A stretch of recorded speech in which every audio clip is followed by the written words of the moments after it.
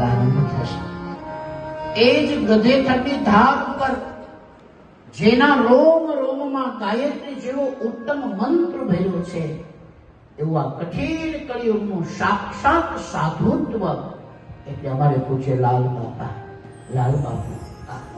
ક્ષત્રિય કુળમાં જેમનો જન્મ થયો છે, લાલ બાપુ કેટલાય ગાયત્રીના પ્રોત્સાહન એમણે કરેલા છે.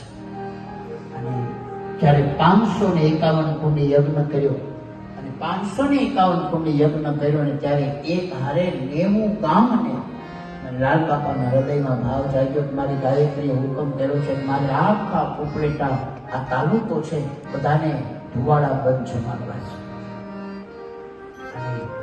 90 ઉપરના ગામને ધુવાડા બંધના આમંત્રણ દેવાના. અને લાલ બાપુએ કીધું કે ધુવાડા બંધ એટલે માત્ર માણા જમે નહીં, જે ગામને ધુવાડા બંધ જમાડવું હોય એ ગામના જેટલા નદી સરોવર તળાવ એમાં જેટલા જીવજંતુ હોય એને ભોજન મળવું જોઈએ. એ ગામમાં જેટલા કીડી મકોડા છે જીવજંતુ સામાન્ય હોય એને ભોજન મળવું જોઈએ. એટલે કે પાણીના સરોવરના સ્થાનમાં એ માછલીઓને ખોરાક નાખવો જોઈએ, જે સ્થાન ઉપર તો કીડિયારું પુરાવવું જોઈએ અને ગાયના ગોંદરામાં ગાયોને નિરણ નખાવવું જોઈએ. આ બધા જ ભાવ પૂર્ણ થાય અને પછી ગામમાં એક ચૂલોય ન પ્રગટે અને ગામમાં બીજા કોઈના રહોડામાં ધુવાડો ન નીકળે ત્યારે ધુવાડા બંધ કહેવાય. અને આવા 90 ગામને જમાડ્યું. અને એવો 551 કુંડી ભવ્ય યજ્ઞ લાલ બાપુની તપશ્ચર્યાના બળ પ્રતાપથી સંપન્ન થયો, નિર્વિઘ્ન સંપન્ન થયો.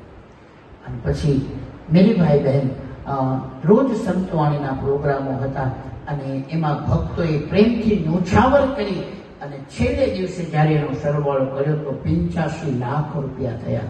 ખાલી રાતના ભજનમાં જે ઉડ્યા ને 85 લાખ રૂપિયા. લાલ બાપુને બધાએ કીધું બાપુ આ જગ્યામાં ઉપયોગ કરો.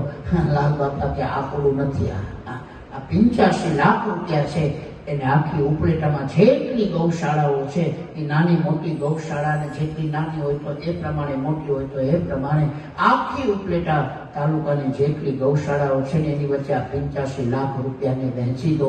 આ ગાયોનું છે, ગાયો સુધી પહોંચાડી દો. આ ફકીરાએ આ પ્રાર્થનાનો ભરોસો કે કરનારો અને કોઈ દી ત્યાં દાન પેટી માતાજીના મંદિર સિવાય ક્યાંય તમારી પાસે કોઈ પોંત બુક લઈને કોઈ બેસે, કોઈ સ્થાને નહીં, ક્યાંય માંગવામાં ના આવે, કહેવામાં. અમારા શાહપુરની બાજુમાં અમારે મોટા કાજલિયા